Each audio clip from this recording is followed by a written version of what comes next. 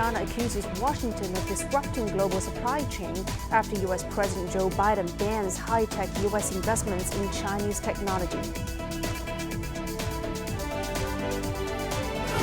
Travel agencies are set to reinstate outbound group tours to over 70 countries as China lifts its COVID-era travel restrictions. And we discuss what this means for the global tourism industry. And we take a closer look at the latest inflation data from the U.S. and how it will impact the Federal Reserve's monetary policy. July CPI came in 3.2%. It is good evening from Beijing, and we are at the CGTN headquarters. This is Global Business. I'm Lulu. We begin with China-U.S. relations, where U.S. President Joe Biden has signed an executive order to ban certain U.S. investments in what Washington deems as sensitive technologies in China. The move targets U.S. investments in Chinese entities in three sectors: semiconductors and microelectronics, quantum information technologies, and some artificial intelligence systems. Biden said technological progress in these sectors in China poses significant national security risks for the U.S. The executive order also requires government notification of funding in other tech sectors. While the order is expected to come into force next year, observers say the move will further worsen tensions between the world's two largest economies. China's Ministry of Commerce has condemned Washington's tech investment ban. The ministry says the restriction is an act of decoupling and cutting supply chains under the excuse of de-risking. China says the move deviates from the principles of market economy and fair competition, which the U.S. has always advocated. China also says the ban would affect normal business decisions of enterprises and undermine the international economic and trade order. China calls on the U.S. to respect the market economy and refrain from setting obstacles for global economic recovery. Beijing also says it reserves the right to take countermeasures. And earlier, our reporter Yu Li spoke to semiconductor industry experts regarding the worldwide ramification of the U.S. move. Take a listen. The order would prohibit or restrict some U.S. investments in Chinese semiconductor and microelectronics companies, quantum information technologies, and artificial intelligence systems, all on the grounds that it would apparently stop American money and know-how from aiding China's military and hurting U.S. security. China's foreign ministry has voiced strong opposition to the move, labeling it economic coercion and technological bullying. Experts say U.S. restrictions on China's semiconductor industry, like the Chips and Science Act that came into effect last August, are disrupting the global supply chain. Through several decades of development, the integrated circuit industry has gradually evolved into a globally interconnected framework, with each country contributing its unique strengths to form a comprehensive global supply chain. However, recent actions taken by the United States are causing unease worldwide. Their focus on developing their own industries has created a sense of insecurity not only in China, but also in other regions like Europe and Asia. Consequently, nations are now prioritizing self-sufficiency and building more integrated industry chains to address these concerns. There are warnings, too, that U.S. actions are resulting in increased costs for American businesses.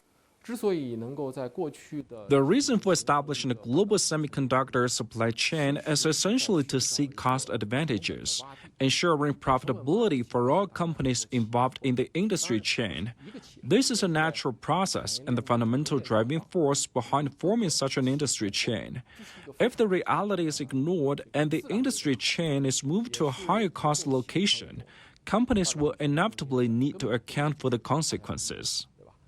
Experts suggest the U.S. move to forcefully disrupt the natural industrial dynamics with the aim of restricting a country's semiconductor industry and re-establishing its own manufacturing could lead to increased production costs globally. The current forceful move to disrupt global supply chain will unavoidably result in considerable cost hikes.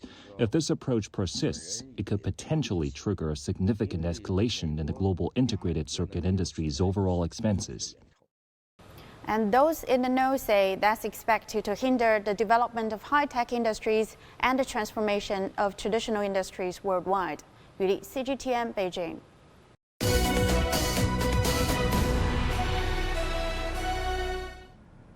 And now switching gears, China incorporated more than 70 countries and regions in its third list of outbound group tours on Thursday. The Ministry of Culture and Tourism said the list encompasses sought-after destinations like Japan, the United Kingdom, and the United States, as well as Australia. And effective immediately, travel agencies and online travel firms can resume outbound group travel services to these countries and regions, marking a significant step towards tourism revival. And the announcement follows the ministry's prior resumption of group tours in 2 installments since February, encompassing a total of 60 countries.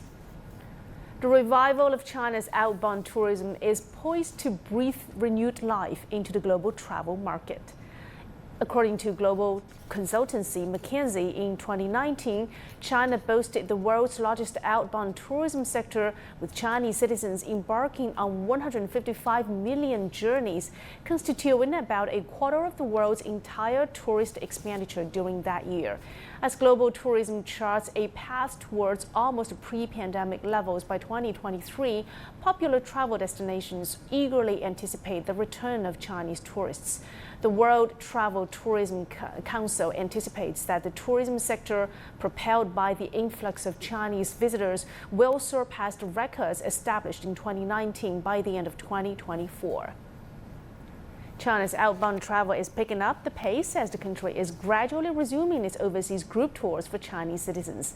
And many people are now renewing their passports, and airlines are also adding international flights to cope with the rising demand. Take a listen. Many Chinese people are hardly sitting still and itched to prepare for their first outbound travel in the post-pandemic era. And that is as China gradually resumed the overseas group travel. Travelers' enthusiasm has been unleashed with the surge in passport applications. Here at Xiamen Exit Entry Administration, people are lining up to apply and renew their documents. I want to go to Thailand or Vietnam. We can apply for passport via self-service channel. It's so convenient. Since the beginning of the year, Xiamen has received nearly 30,000 applications from Chinese citizens, basically back to pre-pandemic level. To cope with the rising outbound travel demand, China is seeing an accelerating pace to add more international flights, which also brings down the ticket prices.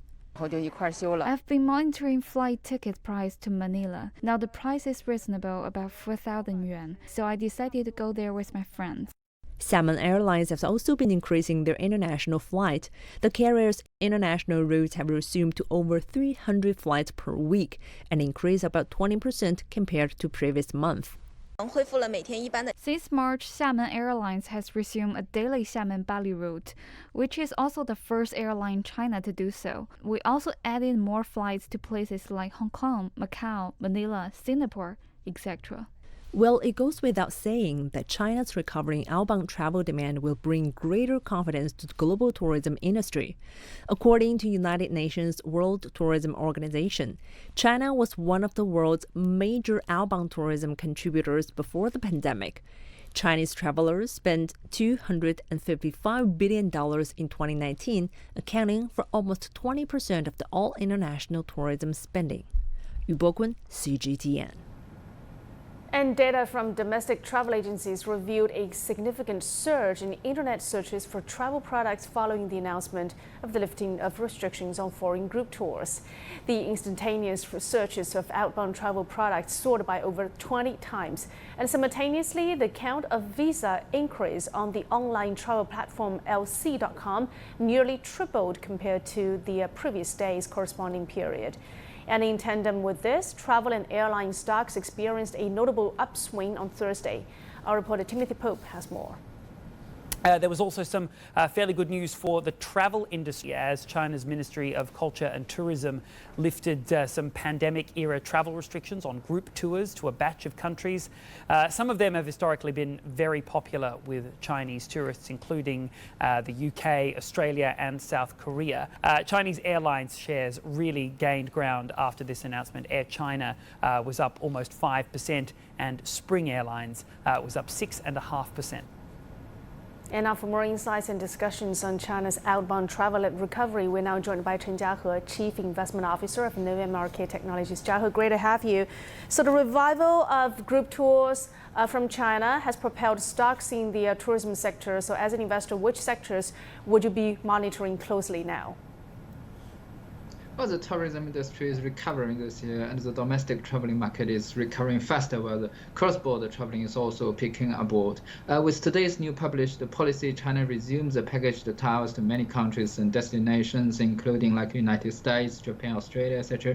And then we can expect a stronger recovery of the cross-border traveling. Regarding the sectors that investors shall be interested about, I think we want to look at a few aspects. The first one is international traveling, of course. According to the data, in the first half of this year, around 40 million Chinese tourists went abroad. This sounds like a lot, 40 million people, but in fact, this is about just half the level of 2019. So there can be expected to be more growth in the coming months with today's announcement. The second are those tourism-related components who have reported a large growth with income, but haven't been noticed too much by the market. Investors should look at them as well. Finally, I think we want to look at companies concentrating on new and small subsectors of tourism industry. For example, companies making camps, caravans, and water sport equipment, they can have long-term growth as these subsectors are growing. And also, Jia He, how do you think this resurgence might impact China's broader economy? Well, for the overall economy, the most important thing for the tourism industry is employment. Tourism is an industry that takes a very large amount of employment. Data shows that before the epidemic, there were almost 80 million people that work at the tourism industry or related industries in China. And that is a bit over 10% of the overall population. So you can see how important is the growing of tourism. Meanwhile, the tourism industry is a very important part of consumption, where consumption is critical for economic growth in the next decade as China is in its process of economic transformation. Finally, in today's global environment where we have overheat and flood everywhere, we have to remember that the tourism industry is nearly carbon-free. It doesn't produce much carbon emission for the GDP created, so it is even more important today. And also, Jia He, what sort of implication do you think this has on the global hospitality sector? Well, currently we have a pretty sluggish global economic environment. In the European Union, the GDP growth in the first quarter was only 1.3% compared with a year ago. In Japan, the rate was a bit less than 2%. And in Thailand, which is a traditional traveling destination, the GDP growth rate in the first quarter was less than 3%. So we can see that the global economy is still sluggish, struggling to grow after this long battle against the COVID. With more travelers from China, this can surely help out with the local GDP and employment. Furthermore, there are also quite many businessmen and women in China's tourist groups. So in many cases, a casual traveling can also make them more familiar with a foreign country so as to bring more chance for business cooperation. Oh, great stuff. Thank you so much, Jia He, for your insights. That's Mr. Chen Jiahe, CIO of November Technologies. You're watching Global Business on CGTN. Still to come on the program, we take a closer look at the latest inflation data from the United States and how it might impact the Federal Reserve's monetary policy. July CPI came in 3.2%.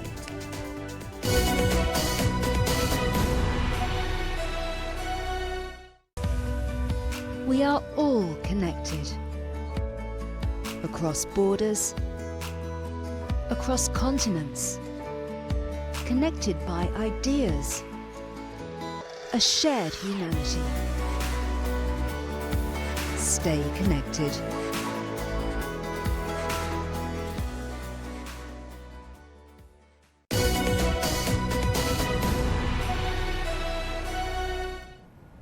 And fresh data shows that in July, the United States witnessed a 3.2% increase in consumer inflation. Now, to delve deeper into the July CPI data, we cross over to our correspondent John Terrett in New York. Hi there, John. So what insights can we gather from those latest numbers? Well, let me try to explain. So this is CPI, Consumer Price Index. It's inflation paid by Americans in the stores and the gas stations month over month and year over year. The forecast going into this was pretty buoyant. We thought it was going to be pretty good. And I have to say, really, at the end of the day, it more or less came in line with expectations. So for the first time in a very long time, economists here pretty much got it right. Let me delve into the numbers. Some good, some bad, okay? So the headline rate for inflation here, year on year, 3.2%. That's good in the sense that we were expecting it to be 3.3%, but it was actually up in the month by 0.2%. And that's the first time since July of last year that we've had a little increase in inflation here. Core inflation, which is what you get when you strip out food and energy, much more important really, 4.7%. From 4.8% last time round, but again, it was up by 0.2% in the course of the last month. Now, you add in the weekly jobless numbers that we've just had as well, and this shows that 248,000 Americans signed up for first-time unemployment benefit as of last Saturday, the 5th of August, but it was 227,000 unrevised the previous week. So that would show, I suppose, that the economy is slowing a little bit, more people signing up, all that sort of stuff. The big question that everybody wants to know is what will the Federal Reserve, the central bank, do now? Well, there are two schools of thought. On the one hand, they might have started late, but they have brought headline inflation down from 9.1% in June of last year to, okay, 3% last time round, but 3.2% now, which is pretty good, really. The problem is that core inflation at 4.7%. That's what you get when you strip out food and energy, and that is what gives you a real direction about where inflation might be going, and that is still far, far too high. So the Federal Reserve has two more key bits of data to look at before they must make a decision again. They'll get the August inflation data, and they'll also get the August jobs report on the first Friday of September. They don't meet again until the 19th and the 20th. The thinking here is that they will pause in September, just like they did in June, and see how the land lies for a month. That's what people are betting on here. And on that, the stocks are up, the bonds are rallying, and the dollar's weaker. Lily Lu? Oh, great insights. Thank you so much. We'll see how things go. That's our correspondent John Terrett in New York. The financial toll of extreme weather and climate-related calamities continue to escalate. As per the United Nations Meteorological Agency, climate incidents triggered close to 12,000 disasters in the past 50 years, amounting to a staggering $4.3 trillion in economic devastation. And these events also claimed the lives of over 2 million people worldwide. The International Labour Organization projects that extreme heat will curtail global working hours by more than 2% by 2030, leading to a loss of 80 million full-time jobs and a $2.4 trillion impact. Moreover, extreme weather has significantly disrupted global food production, resulting in a steep surge in food prices. And in July, global rice prices reached their highest point in nearly 12 years.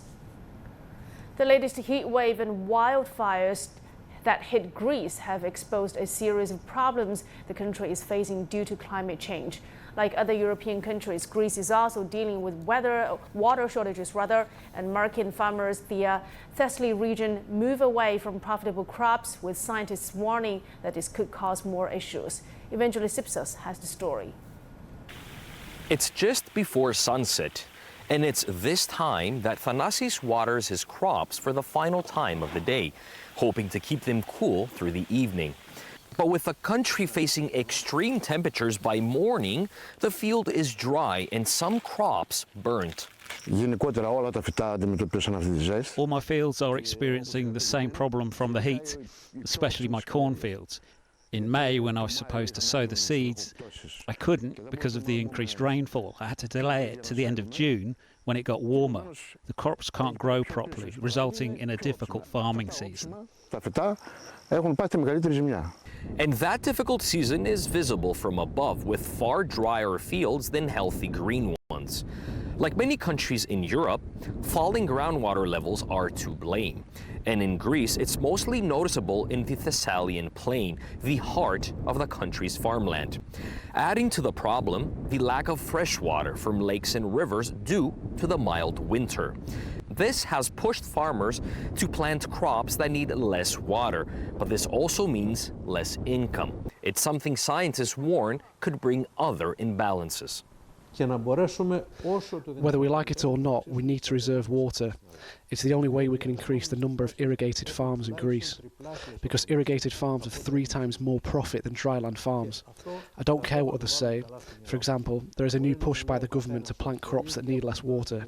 But if we do so, in my opinion, it will create food insecurity and price increases. I've raised the issue many times, but Athens isn't listening. While the Greek government is planning to provide a tax rebate to those affected by the heat waves, many farmers warn that it won't be enough, as this year could be one of the worst for them on record. Some say they were forced to cut their crops earlier with the hope of breaking even. In a bid to help, a local group is working to provide water for the crops while also managing resources. The periods of dryness, lack of rainwater and heat waves are becoming the new norm. So we focus our research and work on customizing the irrigation process to use less water.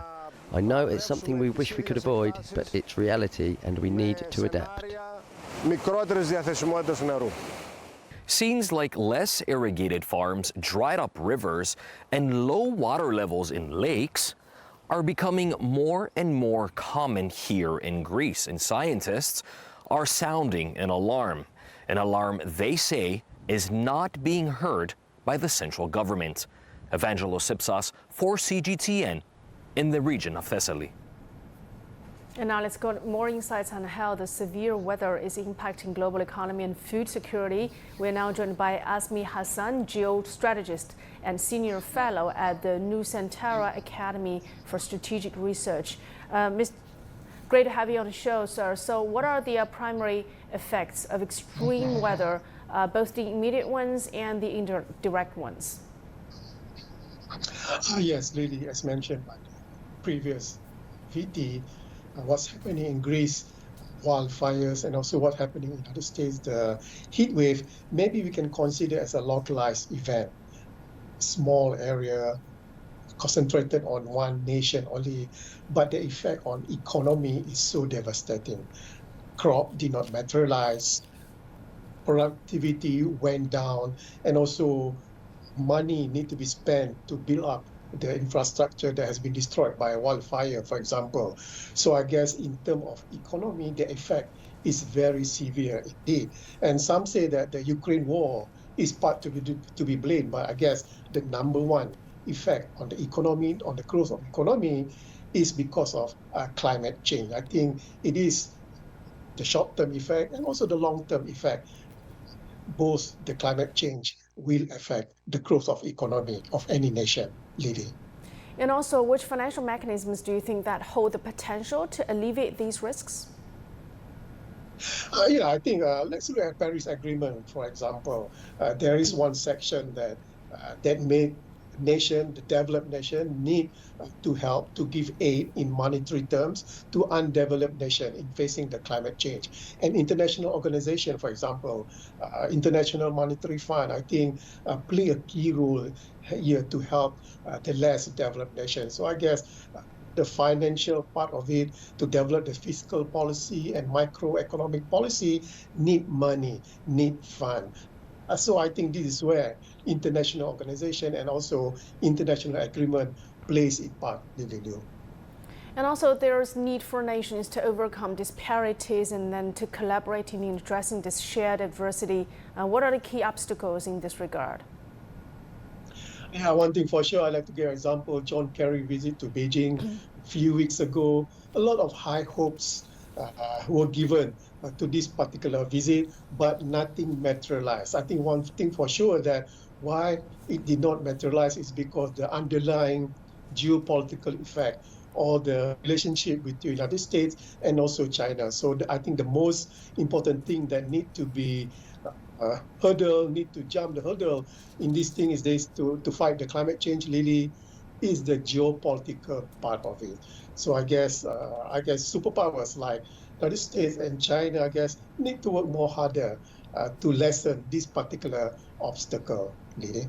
Well, thank you very much for your insights. That's Mr. Azmi Hassan, geostrategist and senior fellow at the Nusantara Academy for Strategic Research for us. Well, in the face of challenging constraints on agricultural productivity due to climate change, researchers are delving into gene editing-based solutions to cultivate resilient crops. For more on this groundbreaking technology, we turn to Kitty Logan in Norwich, England. It's a crop that survived throughout the ages. The grass pea, hardy and high in protein. And because of its resilience, scientists are taking a great interest in it today.